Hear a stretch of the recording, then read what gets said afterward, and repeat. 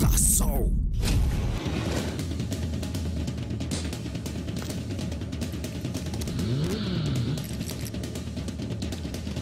XXL manolotra anao ny vavao mampatanjaka vokarin'ny orinasa Star.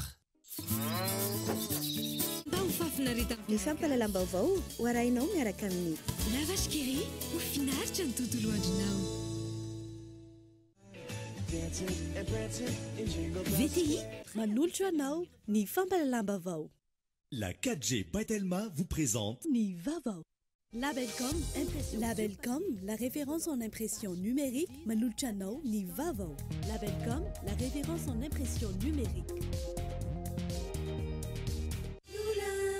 Blue Line TV safidy tsara indrindra manolotra anao Ny fampalalam-baovao. Professionnels du bâtiment ou particuliers, pour vos articles de bricolage et de construction, choisissez Batimax. Batimax, la qualité au meilleur prix. Manolotra anao ny fampalalam-baovao. Pour votre sécurité et votre confort, de nouveaux services, de nouvelles couleurs, de nouvelles stations. Jovena, source d'énergie. Manolotra anao ny fampalalam-baovao.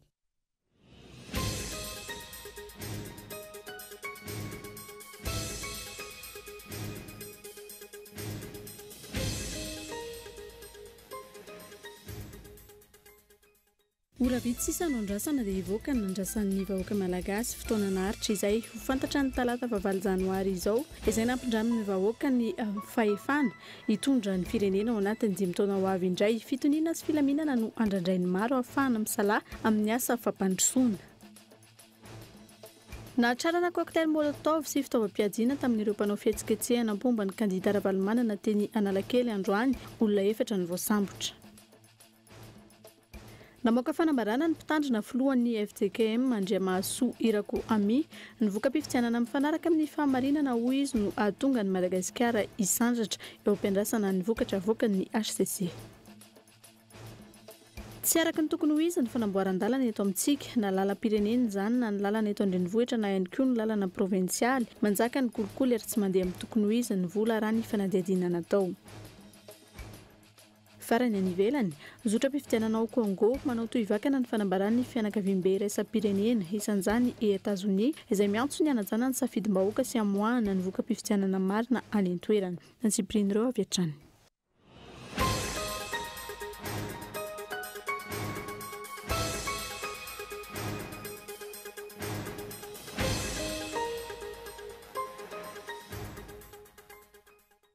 Finaritra tompoko lasy tompoko vavy faltafaraka aminao ato anatin'izao fampalalam-baovao izao ary anajana ianao anaraka izany hatramin'ny farany eo amin'ny pejin'ny politika avy hatrany no isantarantsika ny fiarahana amin'ny tsy alina ity ora vitsy sisa dia hivoaka ilay andrasan'ny vahoaka malagasy efa fotoana ela izay ho fantatra ny talata 9 janoary ho avy izao izay ampindramin'ny vahoaka malagasy indray ny fahefany ao anatin'ny 5 taona ka hitondra ny firenena fitoniana sy filaminana aloha hatreto no maika ho an'ny firenena izay efa latsaka ankaterena lalina amin'izao fotoana izao vokatry ny fitiavan-tena sy ny tombotsoa manokana ny mpitondra ny fandimby sy ny mpitondra sasantsasany chiaro ny matoa an-daty soratry ny andro arson.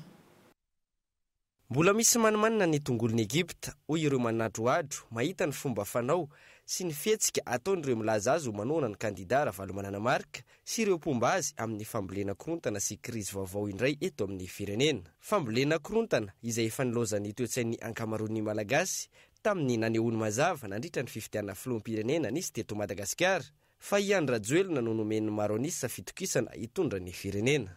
Ny mampalahelo ihany koa amin'ity fihetsika ataon'ny kandida laharana 2020 ity dia ny fanaovana ireo pomba azy ho sorona trany amin'ny fikatsahana tombotsoa manokana. Ireo mpanohana azy no ampirisihana hiatrika bomba manepotra fa izy tenany sy ireo mpiray latabatra aminy mikenokenona sy mitadirika trany amin'ny fiarovana ny tombotsony. Ireo ambara ho komity mpanohana ny K25 rahateo tsy ho tataraina sy atory ny malagasy etona intsony ny kapokan'izy ireo. Gaga sy talanjana no maro fa izy ireo indray ankehitriny no milaza fa tompon'ny fahamarinana. Raha midradradrada ianao fa misy ny osika, tsotra ny resaka. Ento eo anolohan'ny antokana manam-pahefana hitsara ny fifidianana filoham-pirenena eto amin'ny tanin'ny Repoblikan'i Madagasikara dia ny fitsarana avy momba ny lalam-pandrenana ny profin'izany osika ambaranao izany fa tsy ny fanelezana tsao sy ny fitabadabana etsy sy roa akory dia midika ho profo.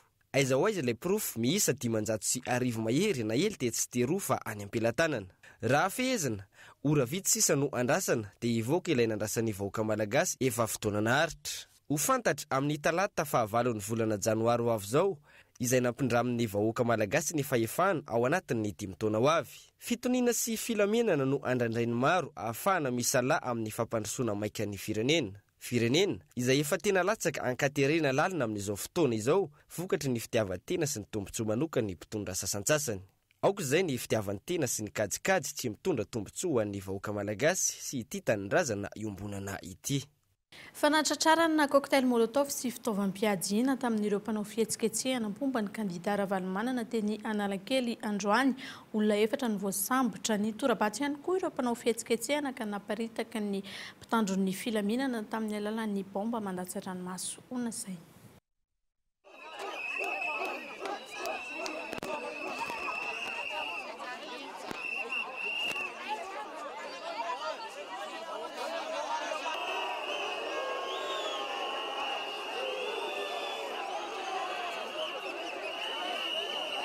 Nafana ny fifandonana teo amin'ny mpanao fihetsiketsehana avy amin'ny kandida larana fa 520 Ravalomanana Mark sy ny mpitandron'ny filaminana teny Analakely androany.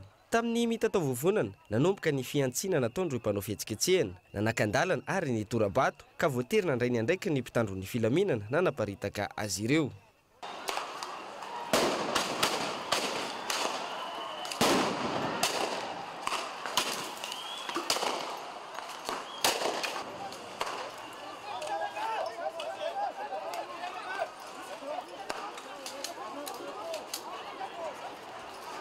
Niaro hatramin'ny faran'ny parvy Analakely ireo mpitandron'ny filaminana no ity toerana ity kasain'ireo mpomban'ny kandida Ravalomanana Mark idirana amboletra anaovana fihetsiketsehana. Nisava ireo mpanao fihetsiketsehana mampiayay ihany koa ny mpitandron'ny filaminana ka tamin'izany no nahatratrarana cocktail molotov no kasaina apoka andratrana sy aminona ny mpiray tanindrazana.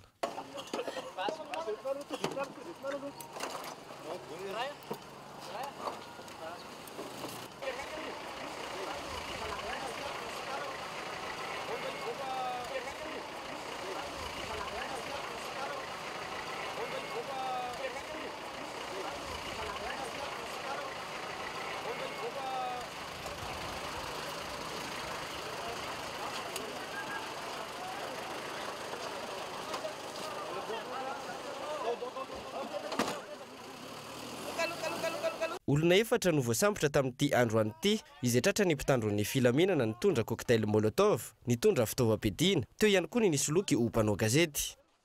Manoloana ireo fandikan-dalàna maro nataon'ny mpomban'ny kandida Ravalomanana toa ny fitondrana fitaovam-piadiana, torabato sy ny sisa tsy hita ny mpitarika azy ireo. Ireo mpanao fihetsiketsehana ankilan'izay nanohy ny fiantsiana ny mpitandron'ny filaminana. Ireto farany izay nandrainy andraikiny hatramin'ny farany nanaparitaka ireo mpanao fihetsiketsehana ahafahany fifamoivoizana sy ny fiainana andavanandron'ny olona mizotra araka ny tokony ho izy.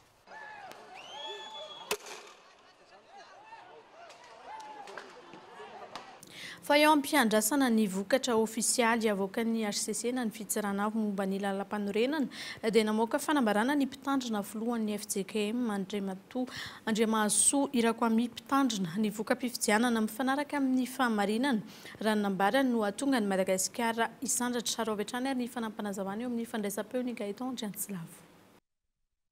Voalohany ho anareo mpikambana amin'ny fitsarana avy momba ny lalam-panorenana. Mitodika any aminareo ny mason'ny malagasy rehetra ankehitriny, mampahery sy mivavaka ho anareo ny fiangonana. Hoy Jesosy Kristy ilay nomena ny fahefana rehetra any an-danitra sy ety an-tany. Tsy misy afenina izay tsy aseho. Ary iza matahotra izay mamono ny tena, nefa tsy mahay mamono ny fanahy. Fa aleo matahotra izay mahay mahavery ny fanahy sy ny tena ao amin'ny hely. Ny fanambaran'ny tenin'Andriamanitra dia tsy miova. Ny fahamarinana manandratra ny firenena. Ny fahamarinana ary ny fahamarinana ihany no manandratra ny firenena. Ny voka-pifidianana mifanaraka amin'ny fahamarinana havoakanareo no atonga ny Madagasikara hisandratra ka tsy ahatonga ny voaka malagasy ho indroa mahita ny maizina ho fantrana hanampy fantrana. Faharoa, ho antsika vahoaka malagasy tsy ankanavaka. ny fanambaran'ny tenin'Andriamanitra dia tsy miova sambatra ny firenena izay manana an Jehovah ho Andriamanity. Azo antoka ny fanasitranana Madagasikara raha henontsika vahoaka kristianina marina ny antson'Andriamanitra manao hoe raha ny oroko izay nantsoina amin'ny anarako ho avy hanetry tena ka hivavaka sy hitady ny tavako ary hiala amin'ny ratsy fanaony, hiala amin'ny ratsy fanaony dia hiaina any an-danitra ka hamelany elony ary hahasitrana ny taniny, hahasitrana ny taniny. Ka isika kristianina rehetra nanaiky an Jesosy Kristy ho tompo sy mpamonjy hijoro marina ho fanasy ny tany sy ho fahazavana izao tontolo izao, ka tsy hanaraka ny fanao izao tontolo izao fa hiova amin'ny fanavaozana ny saina hamantarantsika ny sitrapon'Andriamanitra izay tsara sady ankasitrahana no marina. Dia tsy ho hira foana ny hira-pirenentsika manao hoe tanindrazanay malalo irinahy mba hitahinanao, ka ilaina hary izao tontolo izao no fototra ijoroany ny satanao. Ho tahinany Madagasikara ary hon'Andriamanitra irery ny voninahitra. Fa manameloka ny fihetsiketsehana miendrika fanaovana tsindry amin'ny rafitra hitsara ny fifidianana, ny fikambanany manampahaizana malagasy avy any ivelany tokony isy ny fampiarana ny lalàna hoy izy ireo, ankilany ihany koa dia mpisehatra maro no miray feony amin'ny tsy tokony isian'ny korontana intsony eto amin'ny firenena ary tokony andrasana ampitoniana ny fahamoan'ny HCC ny vokatra ofisialy. Fanadihadiana vetrany. Manoloana ny fanoherana ny valim-pifidianana eto amin'ny firenena ankehitriny, tokony hiaran'ny lalàna ny fihetsika mamboly korontana eto amin'ny firenena sy ny fanaovana tsindry amin'ny rafitra mitsara ny fifidianana. Izay ny votoatin'ny fanambarana nataon'ny tanora malagasy manampahaizana sy ireo malagasy mipetraka any ivelany toy ny any Belgique, Netherland, Luxembourg na ny diaspora izany. Ny mpisehatra resam-pirenena izay efa niaiky fa tao anatin'ny filaminana no ny hatrehana ny zotra-pifidianana teto amintsika. Misy bon déroulement zany fifidianana mizotra tsara araky ny tokony izy. Zay ny rapport nataony observateur rehetra na afrikanina zany na européana. Amin'izao tsika miandry ny HCC tsy mety tena elohiko mihitsy ny hetsika atao mikava 25 amin'ny 13 mai ankehitriny satria voararan'ny lalàna mandritra an'izany processus électoral zany tsy azo atao voararan'ny lalàna. Article 208 ny loi organique 2018-008 dia manjara hoe tsy azo atao ny manao pression na fomba ina zany na fomba ina manao pression amin'ilay institution HCC tsy azo atao zany voararan'ny lalàna ary ny saziny zany le disqualification. Déjà tsy nahazo autorisation ry zareo avy any préfet. Ankilany nanamafy izany ny mpiaradia amin'ny kandida Andry Rajoelina izay miantso ny rehetra ho tony ao am-piandrasana ny voka-pifidianana ofisialy avy amin'ny HCC. Izy ireo izay miray feo ny amin'ny tsy tokony isian'ny korontana intsony ateraky ny fifidianana. Izay eto amin'ny RD 2e arrondissement Antananarivo zany dia miantso fitoniana antsika vahoaka rehetrarehetra amin'izao toetra raha misy eto amin'ny firenena amin'izao fotoana izao. Mino itsika rehetrarehetra angambany fa mahavita ny asany amin'ny atsakany sy ny andavany ny fanjakana sy ny rafim-panjakana rehetrarehetra mikarakara sy mikolokolo an'izany fifidianana izany. Dia mbola manentana ny olona foana zany zay aokatsika hotonitsika hatreto ange ny zavatra nisy namoaka ny CENI voka-pifidianana vonjimaika ny navoakany. Noho izany zany dia manentana ny indrindrandrindra itsika pomba ny président Nirina Rajoelina zany manentana mba hotony hiandry ny vokatra amin'ny talata izay ny voka raha tsy diso dia mba hiandry an'io nataon'ny kavy antsaika ny 13 mai zany dia hitanay hoe tsy dia milamina loatra ihany satria mahatantandrana Madagasikara dia tokony anaraka ny lalàna sy anaja ny andrim-panjakana rehetra misy eto amin'ny République Madagasikara ny Malagasy tsirairay avy ny pirenena zany. Nanambara ihany koa ireo mpisehatra ireo fa tokony ho modely amin'izay fiandrasana ampitoniana ny voka-pifidianana izay ny kandida roa-tonta izay nifaninana tamin'ny fiodinana faharoa teo. Ankoatr'izay, ny kandida Andry Rajoelina hoy ireo diaspora no aniny laza anova ny lalàna ka hanomeny malagasy any ivelany ny zo hifidy izay ho filoham-pirenena. Antony nanohanan'izy ireo azy sy hitondrany anjara biriky amin'ny fampandrosoana ny firenena. Zay mahakasika ny tontolo politika fa amin'ny lafiny toe-karena kosa indray dia tsy ahafahan'ireo orinasa madinika sy salantsalany mivelona araka ny tokony ho izy ny hetra izay alain'ny fanjakana amin'izy ireo. Miopampana izany raha oharina amin'ny toe-bola iainan'ireo orinasa ny hetra 20% raha ny fanazavana ny TVA zany. Ny fampidinana izay indrindra no vaindondra rany komisiona misana ny fampiroboroboana ny toe-karena eo anivon'ny antenimieram-pirenena amin'ny tsy taona ity raha nambarany filohany zany komisiona izany Ivry-Richard. Avroeny raha ampitaina amin'ireo nosy mandidina ny hetra alainy ny fanjakana amin'ny orinasa madinika sy salantsalany eto Madagasikara. Raha manodidina ny 10 hatramin'ny 20 isan-jato zany ho an'ny nosy Maorisy, 20 kosa ny TVA na ny taxe sur la valeur ajoutée, alainy ny fanjakana amin'ireo orinasa madinika eto amintsika. Io ny sakana tsy nafahan'ireo orinasa madinika sy salantsalany mivelona araka ny tokony ho izy, ifaninanany amin'ireo orinasa goavana hoy ny lehibe ny komisiona.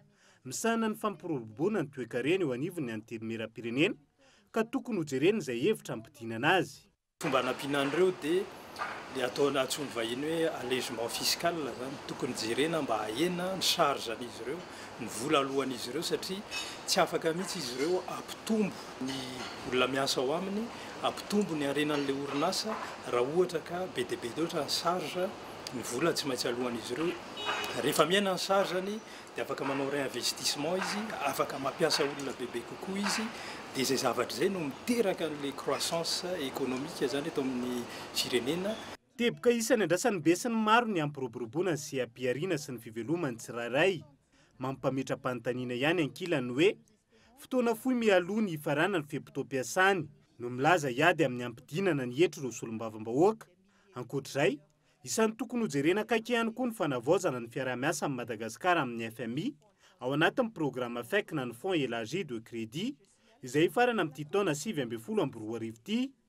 Tokony hipaka amin'ny fiainam-bahoaka ny $300 azo tamin'izany tao anatin'ny 3 taona ny siny ny fifanarahan'ny-piarah-miasa raha ny fanazavana.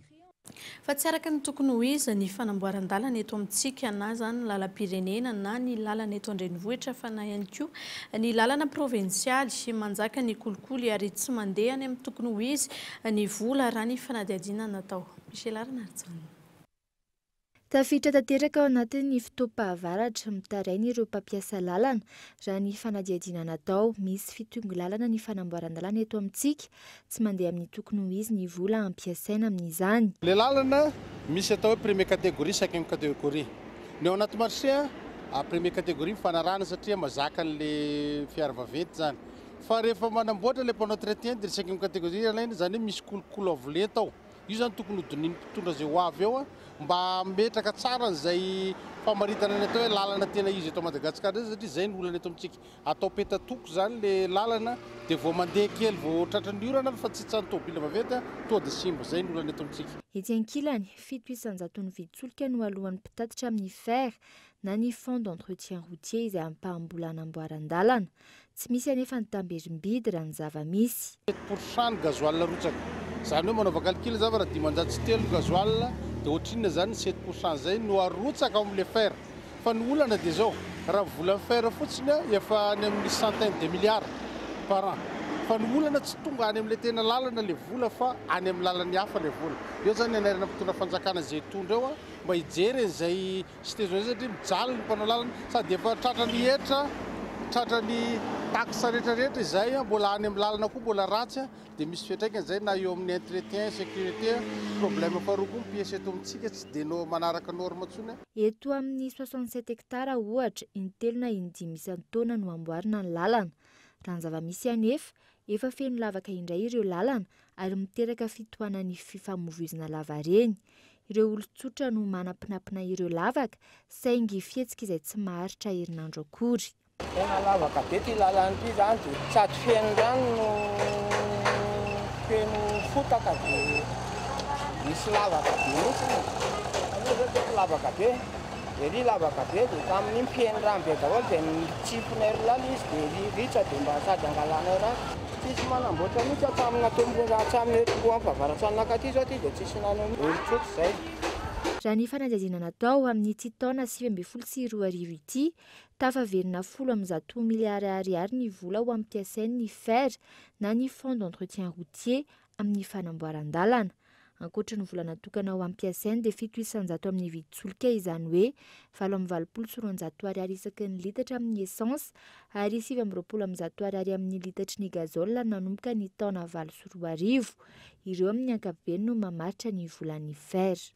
Fa iato vetivety eto anatin'ireto dokam-barotra ireto isika mialohan'ny anarahana ny toy ny fampalalam-baovao izay mahakasika hatrany ny lafiny sosialy tahaka ny vidikena ohatra fa eo ihany koa ireo voankazo ary ao anatin'izay ihany koa ny fandarana lalino arahanao rampitso eto amin'ny Cool TV. Rehefa avy eo ary.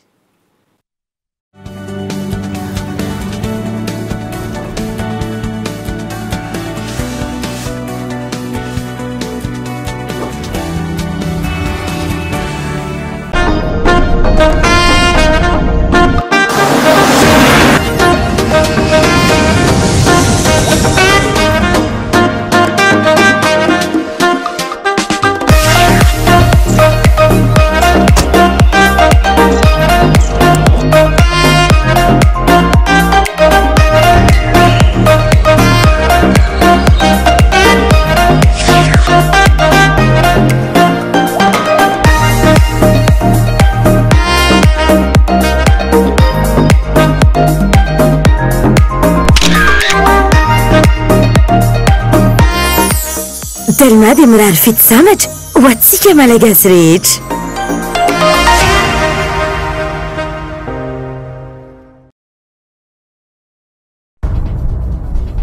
Arety mandoza ny kitrotro, mora mianaka sy mifindra aingana izy.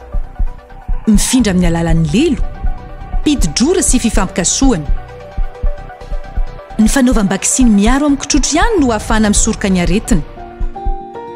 Ento eny amin'ny tombom-pahasalamana ny zanakao sivoka hatramin'ny 12 volana. Atao vaksiny miaro amin'ny kitrotro hanamafy ny hery fiarovana efa nanany. Fohany ny kitrotro, atao vaksiny ny zaza. Maimaim-pony izany. Mpiara-miasa, Gouvernemanta Malagasy, Ministeran'ny Fahasalamam-bahoaka, OMS, UNICEF, USAID, Gavi. Taloza rehefa hiantso mila mampiditra kody. Raha zany lafo be miantso indrindra makany amin'ny opérateur hafa ary mila lanina koa ny forfait raha zany mahanjavona taony crédit. Sao za efa bip tsy misy an'izany tsony, tsy mila mampiditra kody ary zato dia efa afaka miantso mihoatra ny 3 minitra ary isa segondra miala ny crédit a. Miantso ny tambazotra rehetra zany 7 jours sur 7 na oviana na ovina. Bip ampiasaina e, bip mora indrindra rehefa hiantso ny tambazotra zay tianao. Alefa saïda.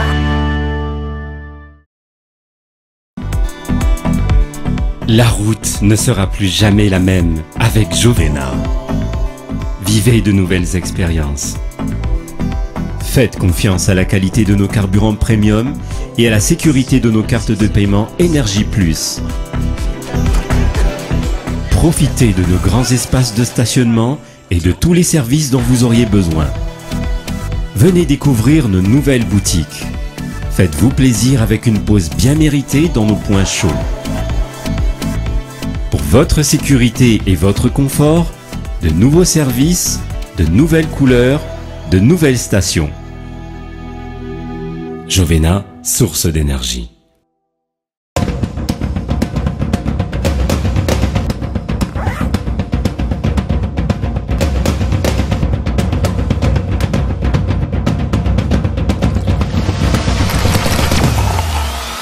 L'assaut.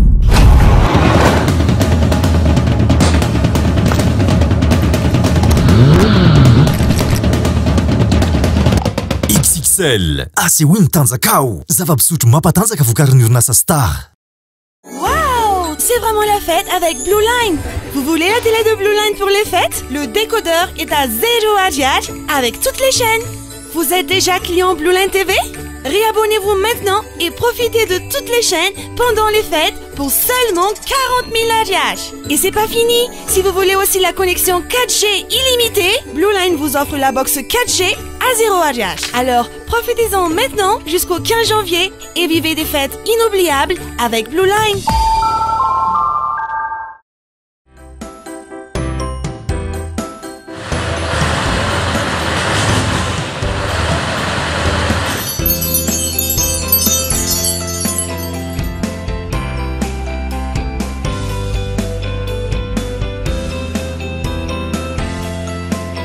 professionnels du bâtiment ou particuliers, pour vos articles de bricolage et de construction, choisissez Batimax.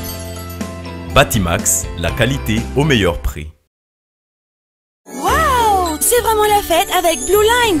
Vous voulez la télé de Blue Line pour les fêtes? Le décodeur est à 0 Hz avec toutes les chaînes.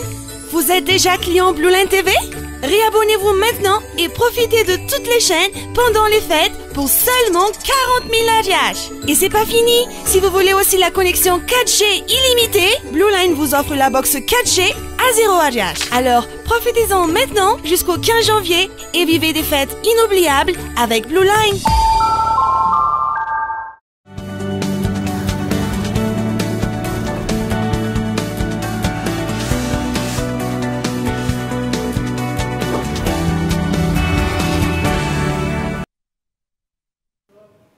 Tavaverina eto amin'ny fampahalalam-baovao indray isika eo amin'ny lafiny sosialy dia ny hena ny fanjifany isan-tokantrano ny henan-kisoa sy ny henomby eny an-tsena amin'izao fotoana izao. Andro vitsy aoriany ny fety ny fiaran-taona sy ny taom-baovao.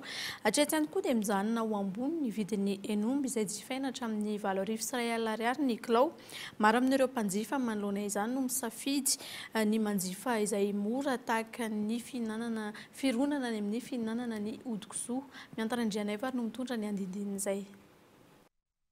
Andro vitsy taoriany taom-baovao, baika sady eny an-tsena, ny fiatraikany vanim-potoanany maitsoahitra. Mangina tahaka izao ny tsena raha ny eny amin'ny fivarotan-kena jerena. Tsy mahatakatra henan-kisoa intsony ankamaroan'ny mpanjifa hoy ny mpivarotra. Vokany, maro no misafidy manjifa ny mora kokoa tahaka ny odi-kisoa sy ny taolana. Tsy mahatakatra maro tsony olona zao agnaty fifansatsasakao fifansa. Sonitra mihitsy zany le izy dia hita hoe sahirana le izy. Zao zany ny olona sahirana dia efa lasa any an'ilay mora sisa dia lasa alohan'ny olona zany any an'ilay mora sisa satria tehinana ny olona fa tsy mahatakatra. Hodina. Hodina sy ny taolana. Ohatrinona ny kiloandray? Hodina sy ny taolana zany enina roa. Hatreto ihany koa tsy mbola miverina amin'ny laony ny vidin'ny henomby. Izany hoe andro vitsy mialohan'ny fety ka hatramin'izao, jifaina 7,5 ariary ny kilao ny henomby raha toa ka teo amin'ny 4,5 ariary ny kilao teo aloha. Tsy dia misy tsony ny omby amin'izao mantsy. Fatao aretsaretsa mihitsy efa tsy dia misy daholo. Satria ariana fety mainamaina kely ny tsena, mazava be angamba izay. Tsy niakatra kosa ny vidiny henan-kisoa hatrany ireo mpivarotra. Izany hoe nijanona ho mandrinandro 2,5 ariary ny kilao, na mialoha na nandritra sy ny taorian'ny fety izao. Amin'ny sosialy izay hatrany dia saika ratsy avokoa ny kalitaon'ny voankazo tamin'ny taona iny sy izao fiandohan'ny taona vaovao izao. Ratsy ny kalitaon'ny poara izay mitobaka manomboka tonga tsikelikely eny an-tsena amin'izao fotoana izao noho ny tsy fampin'ny orana tamin'ny taon-dasa. Niakatra ihany koa nefa ny vidin'ny poara raha ny fanadihadiana natao. Michel Aranatsona. Ankoatry ny paiso dia manomboka mitobaka eny an-tsena ihany koa ny poara. Ratsy anefa ny kalitao. Raha ny tena teny an-tsena, madinika ny poara vokatra tamin'ity taona ity. Kalitao tsy dia ngeda fa momoyenina tsy dia ngeda ohatry ny taloha fa momoyenina fotsiny izy. Tsy dia ngeda fa momoyenina ohatry izao. Raha mihoatra ny tamin'ny heritaona izy izany kely izy amin'izao raha mihoatra ny tamin'ny heritaona sady lafo. Tsy ratsy mihitsy ny kalitao tamin'ity sady tsy dia navokatra firy. Roan'izao ny be am-poara taloha, misy ny roan'izao. Na ratsy izy nefa ny kalitao dia tsy nanakana ny fiakaran'ny vidiny izany raha ampitainany tamin'ny heritaona. Poara tamin'ity tena lafo ny vidiny. Nanomboka teo amin'ny tapa-bolana teo izany nisy poara. Fa lafo be mihitsy voankazo mihitsy izany lafo tamin'ity satria ohatrany tsy dia misy ohatrany mandalo fotsiny ilay izy dia lafo. Zao izy 20 000 kilao nefa ohatry izao izy tokony avatra 15 000, 12 500, 17 500 dia vatra 20 000. Arakaraka ohatr'izao zao izy alaina 17 dia vatra 20 000 dia misy alaina 17,5 ohatra arakaraka ny habeany ihany. Fa ilay tena ngeda be tsy misy tena ngeda be ohatriny ahoana fa ohatr'izao izy raha tena efa vety. Manomboka amin'izao fiandohan'ny volana janoary hatra amin'ny volana marsa ny fotoanan'ny poara. Raha ny fantatra, poara iray dia mitondra fibra 10 grama ary mampihena ny tahan'ny kolesterol ao amin'ny vatan'olombelona iray. Fa ny tontolon'ny fizahantany indray no entina aminao anatin'ny fandarana alalindo rahampitso amin'ny fitohora eto amin'ny Kolo TV. Maro ny ezaka natao sy mbola tokony atao hanatsarana izay sehatra ny fizahantany izay eto Madagasikara. Maro ihany koa anefa ireo sakana ao anatin'izany. Ary ny ampahany iarana amin'ny Gaëtan Andrianitsilavo. sakana voalohany avy amin'ny mpitondra ny fandraisana ny tontolon'ny fizahantany eto amintsika. Tsy misy afa-tsy ireo toerana malaza sy efa fantatry ny be sy ny maro hatr'izay no asandratra sy ezahana ao atsaraina. Raha ny loharano vaovao azo misafidy any Nosy be avokoa ny 300 n'ireo mpizahatany vahiny tonga eto Madagasikara izany taona. Ireo ihany koa raha ny fanazavana no ny fitoran'ireo ministra tompon'andraikitra sy ny ministera ny fizahantany hatr'izay. Rehefa nandinika ihany koa zahay ny fomba fiasan'ilay ministera dia mahatsapa sy mahita fa ohatrany hoe tsy ministera na republika ilay ministera fa ohatrany hoe ministera na faritra. Dia ilay ministra ny fandimbo-teto zany ialana tsiny amin'ny zoky teo aloha fa rehefa dinianay ilay izy dia ohatrany hoe ministre de l'île de Nosy be na ministre de l'île de Sainte-Marie na ministre de la région Anosy. Zay zany dia natsapanay ary nahitanay fa tsy mitombina mihitsy ministère de la République les ministères satria tsy afaka micouvrir le territoire national la ray manontolo. Sakana faharoa avy amin'ny mpitondra sy ny vahoaka ny tsy fandriampahalemana. Efa nahitana fanafiana sy famonoana mpizahatany avokoa ireo faritra ahitana toeram-pitsidihana lehibe eto amintsika. Ohatra amin'izany ny tao Mitsingy Debe Mara, Morondava, Nosy be sy ny maro hafa.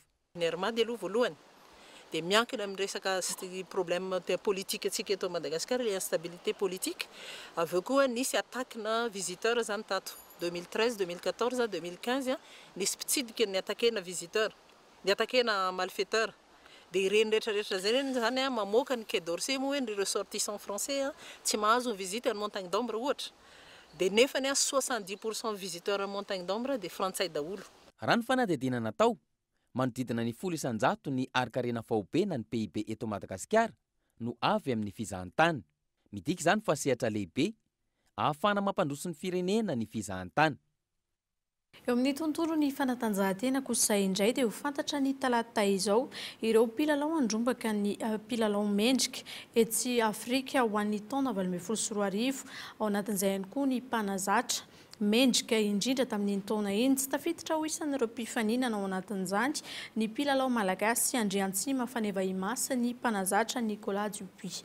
Henri Florian. Namoaka ny anaran'ireo telo mirahalahy iady izay ho mpilalao mendrika aty Afrika ho an'ny taona 2024 ny eo anivon'ny Confédération africaine ny baolina kitra CAF. Tsy tafiditra ao anatin'izany Andriantsima Faneva Ima, kapiteny ny Barea de Madagasikara. Mpilalao efa andrarezana sy fantadaza maneran-tany no iady izany amin'itindray mitoraka ity.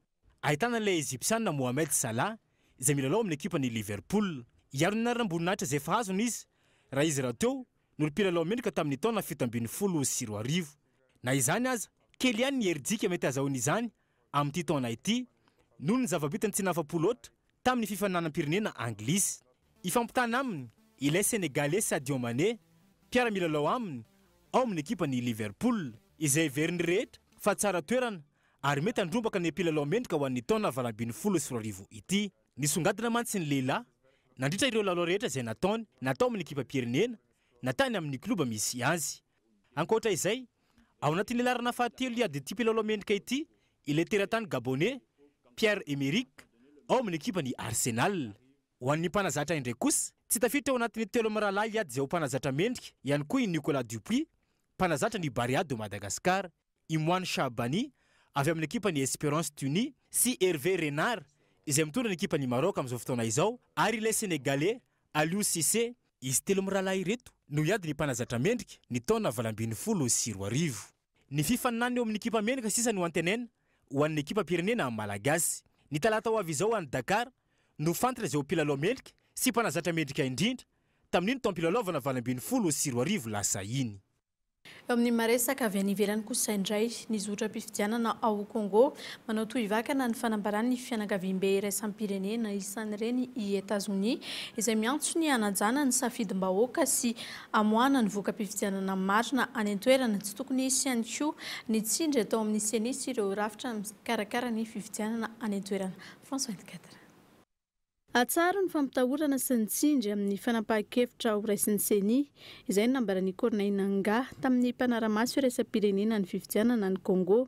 Nolavina ireo avy amin'ny fanoherana ny fampiasana ny milina manamora ny zotra-pifidianana no tohizana antanana araka izany ny fanangonana ireo PV avy amin'ny birao-pifidianana ny lalana ratsy antony mampitarazoka ny fanangonam-bokatra ka tsy hahatratrarana ny datiny ny rahampitso 9 janoary 2024 amoahana ny voka-pifidianana volom-pirenena. Mpisehatra maro avy amin'ny fianakaviam-be iraisam-pirenena no miantso isiany fitoniana ny antoerany izan'izany Etazonia ny antso amin'ny fanajana ny safidim-bahoaka amin'ny famoahana ny vokatra marina sy tena izy. Manara-maso akaiky ny zotra-pifidianana ihany koa ankilany ny fiangonana katolika ny antoerany izay nanaparitaka mpanara-maso mahery efatralina manerana ny Congo. Hatreto raha nambaran'izy ireo tsy ahina izy fiantraikany amin'ny safidim-bahoaka ny tsy fahatomombanana hita nandritra ny fandatsaham-bato ny 3 Desambra lasa teo. Any amin'ny tapaky ny volana Janoary no heverina ivoan'ny vokatra ofisialy izay nisy ihany no manana fahefana hamoaka izany. Mifarany etsy ihany koa ny fotoana ny fampahalalam-baovao tamin'ny tia sabotsy alina ety ankasitrany ianao tompoko lahy sy tompoko vavy izay niaraka taminay hatramin'ny farany veloma tompoko.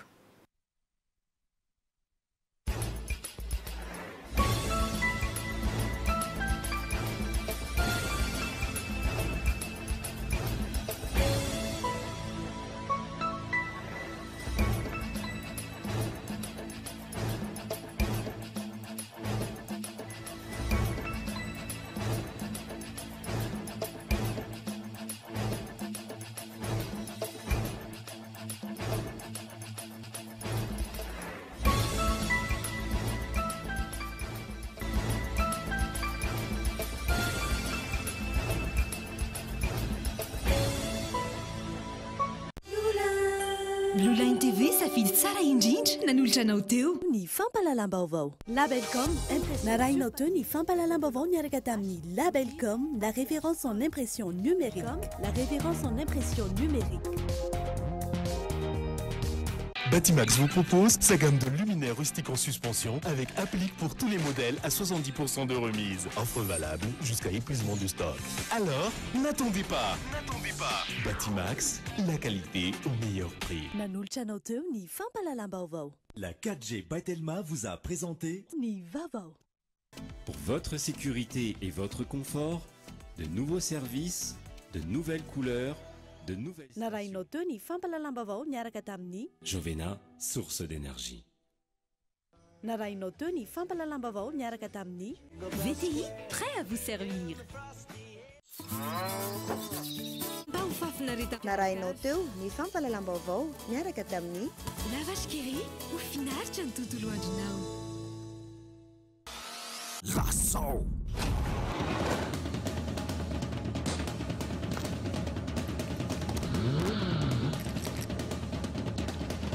XXL Nanolotra ho anao teo ny Vavao. Mampatanjaka vokarin'ny orinasa Star.